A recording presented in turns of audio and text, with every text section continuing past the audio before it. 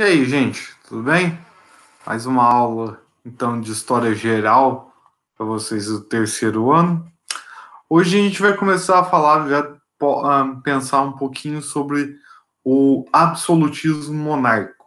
Na última aula a gente falou sobre os processos de centralização monárquicos que ocorreram na Europa pós-Idade Média, a chamada formação dos Estados Nacionais, e por um movimento natural, cada vez mais os reis passaram a concentrar cada vez mais poderes. E essa concentração de poderes por conta dos monarcas na Europa ficou conhecida então como absolutismo monárquico. Para a gente entender mais sobre esse absolutismo, a gente vai falar mais um pouquinho adiante. Mas o que eu queria tratar nesse vídeo é sobre teóricos que vão lançar, então, as bases para que esse absolutismo seja entendido na Europa, ou pelo menos seja estudado na Europa. O primeiro deles, vocês já devem ter até visto falar um pouquinho em filosofia. Ele está muito ligado à questão do que a gente conhece hoje modernamente como ciências políticas, que é Nicolau Maquiavel. Maquiavel seria o primeiro grande pensador da história a imaginar uma razão para existir um governo monárquico centralizado. Dentro de suas principais ideias, por exemplo, estaria a questão da separação entre Estado e Igreja.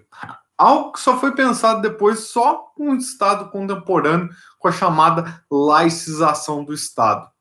E por que Maquiavel pensava nisso? Porque ele acreditava que o Estado, o poder, é nada mais do que uma representação.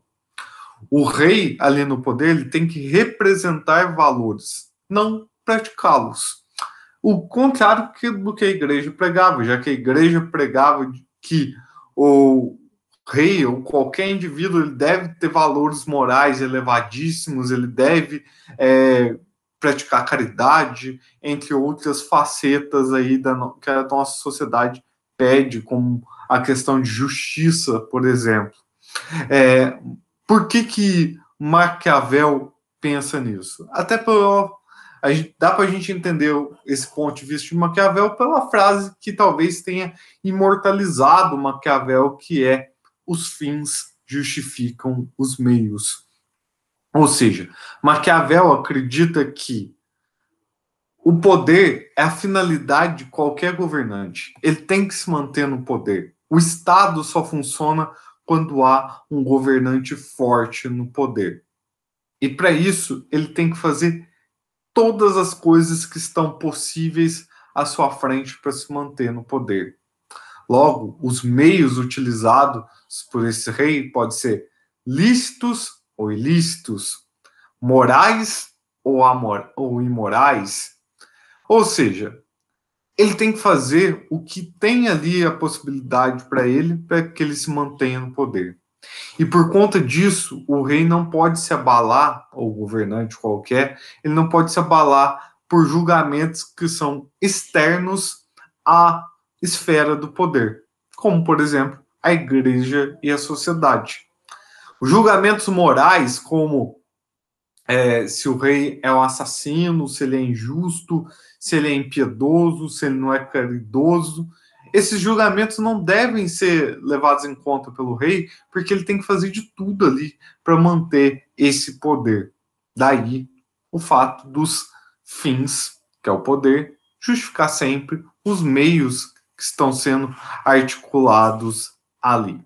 Bom, Maquiavel deixa isso bem claro na obra O Príncipe, que ele escreve para um dos membros da família Médici de Veneza, a fim de que essa pessoa tomasse o poder da cidade, se tornasse um monarca forte. Lembrando que as cidades italianas, em sua grande maioria, eram repúblicas na época. Então precisava, e a Itália toda desmembrada. Era necessário talvez um monarca forte ali, justamente para tomar o poder e unificar a Itália. Isso seria usado anos depois, justamente por um monarca em outra região da Itália, que foi a região do Piemonte. Isso fica então visto na obra O Príncipe. Tem outras obras também que Maquiavel vai dar diversos exemplos de como a religião pode ser um atraso de vida para o governante. Entre uma delas está os comentários sobre a história de Roma de Tito Livio, em que ele mostra que os romanos, em várias oportunidades, cometeram erros estratégicos ali, justamente por levar em consideração a religião. Ele conta, por exemplo, a história de um general romano que consultou os auspícios, ou seja, tacou grãos e água para uma ave. E essa ave deveria comer os grãos e beber a água para caso Roma devesse ir à guerra. Se a ave não se manifestasse, não comesse nada, não bebesse nada, Roma não deveria ir para a guerra. Esse general tinha tamanha certeza que ele ia ganhar a guerra que ele nem esperou os auspícios se revelarem. E a partir do momento que os auspícios não se revelavam, ele pegou as aves e atacou o mar. Ele foi vitorioso na batalha, porém, quando chegou em Roma, foi condenado. A visão que Maquiavel tem disso é: olha só, esse general fez algo bom para a República, porém, pelo fato dele ter sido religiosamente um criminoso, ele foi condenado e todo o seu trabalho foi jogado fora. Ou seja, ele está mostrando ali que a religião é um atraso de vida na vida, algo que atrapalhe qualquer governante. Bom, o segundo pensador do absolutismo que a gente pode destacar aqui é Thomas Hobbes. Thomas Hobbes acredita que naquela teoria que o homem nasce um animal livre e que se autogoverna. Isso depois vai ser explorado muito pelo iluminismo, essa questão do autogoverno do homem. Mas a questão maior é que se todo mundo se autogovernasse, se não houvessem leis, se não houvesse um Estado para impor limites, a sociedade seria um caos, já que não haveria uma delimitação lógica entre onde está seu direito, onde está o direito do outro, e até o limite onde um não interfere no direito do outro. É por conta disso que Hobbes acredita que não existe uma sociedade acéfala, ou seja, a sociedade precisa de uma cabeça, a sociedade funciona como um organismo e esse organismo precisa de uma cabeça, e essa cabeça seria o rei. É ela quem governa a sociedade. Seria o que depois seria redigido na forma do chamado contrato social. Ou seja, a sociedade entende que ela precisa de um rei, ela entende que ela precisa de um governo. E para isso, então, essa sociedade ela tem que abrir mão de parte da sua liberdade. É nesse sentido que surge a ideia, então, de um monarca que pode tudo, porque ele é a cabeça. Ele faz isso porque ele precisa ordenar essa sociedade. Terceiro teórico que eu queria destacar aqui é Jean Bodin.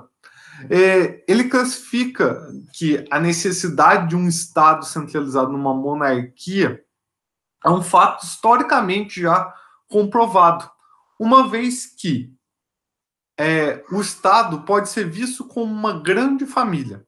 E, na visão dos europeus até aquele momento, as famílias giravam em torno de patriarcas. Então, o rei nada mais, nada menos seria do que o patriarca de uma grande família, ou seja, o chefe do Estado, assim como o pai é o chefe da família. A gente também tem Jacques Bossuet. Jacques Bossuet era um pensador que acreditava no chamado direito divino dos reis. Ele era um estudioso que, ao contrário de Maquiavel, tentava trazer para a esfera do poder cada vez mais a religião. E por isso ele acreditava que se aquele rei chegou ao poder é porque foi uma obra de Deus. Foi Deus que o colocou ali. Por isso, os reis têm o divino direito de governarem, ou seja, governar qualquer ato feito ali pelo governador, pelo rei, seria visto como obra de Deus, mesmo que esses atos muitas vezes pareçam ser imorais. Bom, sobre essa parte do absolutismo, por enquanto, é isso que eu queria falar. A gente, no material de vocês, vai dar uma pausa para depois falar sobre os absolutismos monárquicos formados em diferentes partes, principalmente Inglaterra, França, para a gente deixar mais claro isso. Agora, o assunto que eu queria tocar é sobre as grandes navegações. As grandes navegações, eu já falei um pouco disso quando eu falei do descobrimento do Brasil, né, pelos portugueses, pela chegada dos espanhóis à América, mas a gente não teorizou muito essa situação. A gente tem que olhar sempre esse movimento das grandes navegações como uma consequência da série de transformações que a Europa tinha passado por todos aqueles anos. O ressurgimento do capitalismo, o fato das pessoas estarem descrentes com aquela ordem feudal e tentarem buscar novas riquezas, o fato de uma Europa estar saturada de pessoas e saturada de proprietários de terra, então a necessidade de se procurar novas terras, novas fontes de economia, o fato dos italianos terem reacendido o comércio com o Oriente, mesmo que fazendo um caminho extremamente longo, como a Rota da Seda, por exemplo. As próprias monarquias nacionais queriam ampliar seu poder e seu prestígio dentro da Europa. A Igreja Católica, que ainda não falei, mas vai passar pelo processo da reforma protestante e vai ter que agariar mais fiéis. Então, tudo isso vai colaborando ali para esse movimento das grandes navegações. Mas talvez algo que tenha mais influenciado as grandes navegações é a tendência do surgimento de um capitalismo na Europa.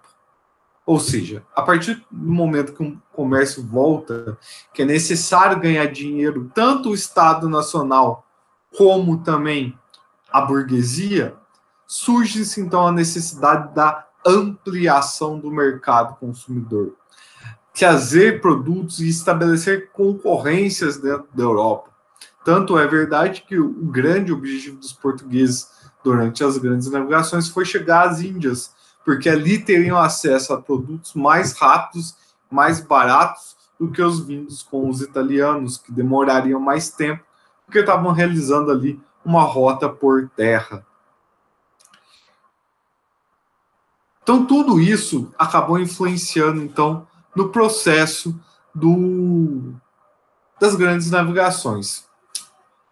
Também a necessidade das monarquias nacionais em ganhar dinheiro e poder tenha sido um fator também de extrema importância. Só para a gente ter ideia, para sustentar esse Estado absolutista, foi necessário criar uma nova política econômica na Europa. O feudalismo, o simples recolhimento de impostos, já não era algo sustentável para essas monarquias, que agora vão gastar muito mais dinheiro. Elas têm que sustentar agora exércitos profissionais, elas têm que sustentar esse empreendimento das grandes navegações, tem que sustentar a nobreza e o clero para que eles não se revoltem, tem que ali, de certa forma, esbanjar uma pompa de nobreza, banquetes, bailes, palácios, tudo isso custa muito dinheiro. Então era necessário, então, criar uma estrutura econômica para isso. E essa estrutura econômica, então, é o que a gente chama de mercantilismo. Mercantilismo vai ser essa grande política econômica, então, e ela vai ter algumas características. Primeiramente, o controle estatal sobre a economia. É o Estado que define tudo sobre a economia. Não há uma liberdade econômica aí, e ainda por isso que a gente fala de um capitalismo ainda primitivo. É o Estado que determina, por exemplo, o que se vende e o que não se vende. Até porque nos estados nacionais vão se formar as chamadas companhias de comércio. Então, uma pessoa que venha produzir pratos, por exemplo, ela tem que fazer parte de uma companhia de comércio, porque senão os pratos dela não vão poder ser tão comercializados quanto outros que façam parte dessa companhia de comércio. E tudo isso está enraizado no Estado. É o Estado, então, que limita ali quanto vai ser produzido, quanto pode se expandir o comércio, quanto ele deve retroagir, além de coisas que a gente já viu com a formação dos Estados nacionais, como padronização de pesos e medidas e as próprias moedas nacionais. Uma outra característica desse mercantilismo é o fato de sempre pleitear-se uma balança comercial favorável. Ou seja, o Estado ele deve pensar sempre em vender mais do que consumir. Se isso não for possível, estabelece então os chamados protecionismos econômicos e alfandegários. Ou seja, para cada produto que entra no país é necessário pagar uma taxa para que ele seja comercializado. É por isso que, por exemplo, um iPod, um iPad, um iPhone nos Estados Unidos, por exemplo, você pode chegar lá no câmbio, pelo menos um câmbio de um, 2 meses atrás, você poderia comprar um iPhone por R$ 400. E aqui você paga algo em torno de 3 mil. Por quê? Porque senão o mercado brasileiro seria inundado por esses produtos e fábricas que produzem celulares aqui no Brasil, como por exemplo a Motorola, não conseguiriam vender seu produto, já que ele é visto como inferior na sociedade. Não tanto pela funcionalidade do aparelho, pelo desempenho do aparelho, mas pelo status que é de um iPhone. Se eu falo que uma pessoa tem um iPhone, você olha para ela diferente do que falar que ela tem um Moto G8, sei lá. Desculpa não estar ligado nos celulares, mas meu celular é extremamente velho. Bom, então essas taxas alfandegárias elas tendem a tendência de proteger a economia interna. Outra coisa que é estabelecido, e isso eu já comecei a falar um pouquinho, são os chamados monopólios. É só através desses monopólios que as companhias de comércio conseguem agir. Por exemplo, quando eu falei sobre as revoltas no Brasil durante a época da colônia, que eu falei sobre a revolta dos Beckmans, por exemplo, eu falei que era por conta da companhia de comércio ali do Grão-Pará e Maranhão. Por que que isso acontece? Porque essas companhias de comércio elas têm única e exclusivamente o direito de comercializar, ou seja, elas têm um monopólio do comércio de algumas áreas. Então, é graças a esse monopólio que ele consegue ali interferir nas economias coloniais sem atingir as economias metropolitanas. Lembrando sempre que esses burgueses dessa companhia de comércio são os principais financiadores do Estado absolutista. Também há o chamado ideal metalista, ou seja, um ideal em que a nação absolutista deve sempre pensar em acumular cada vez mais metais preciosos. Uma nação, então, mede-se a riqueza dela pela quantidade de metais preciosos em que ela possui.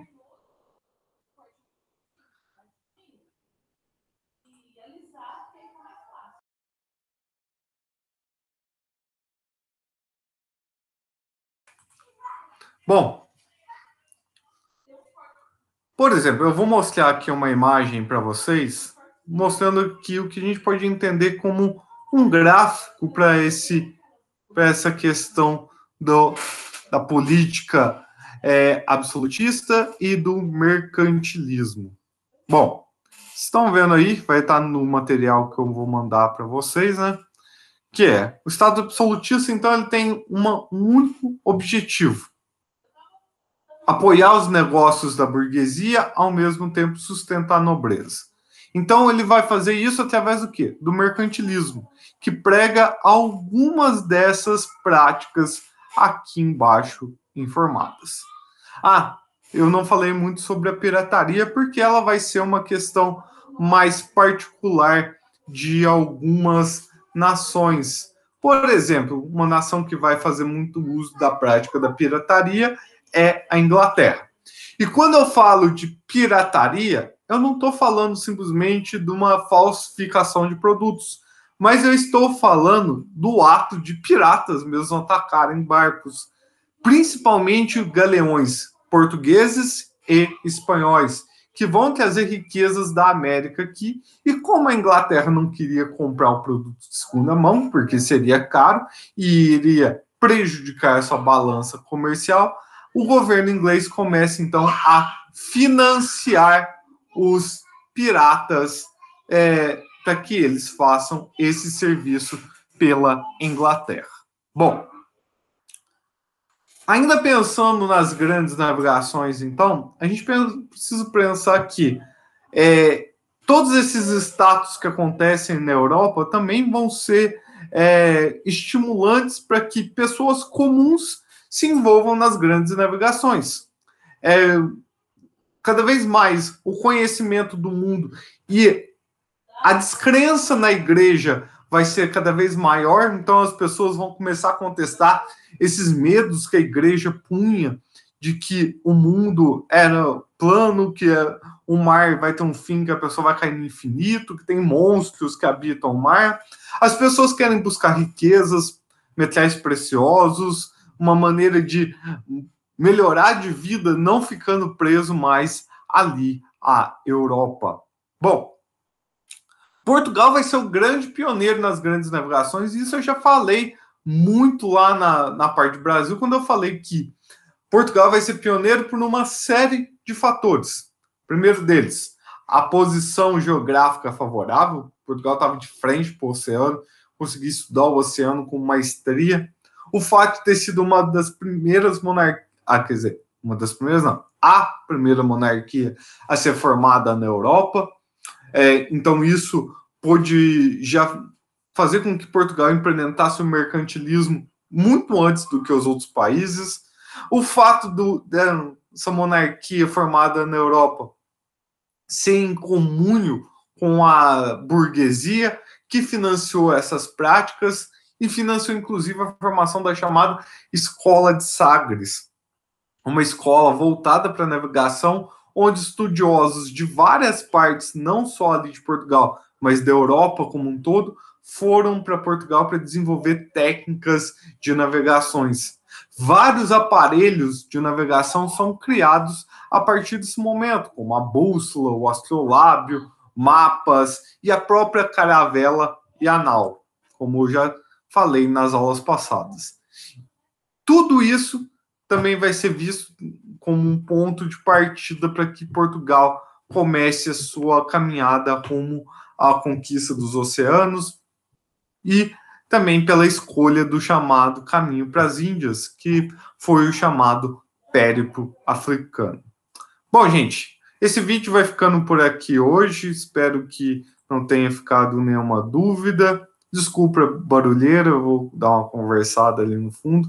Provavelmente isso prejudicou um pouquinho a aula no final, mas o Heitor devia estar empolgado com alguma coisa ali. Certo, gente? Então eu vou encerrando o vídeo por aqui. Qualquer coisa, vocês me mandam lá no WhatsApp alguma dúvida que tenha ficado ou que ficou mal entendido. Ok, gente? Então, até mais.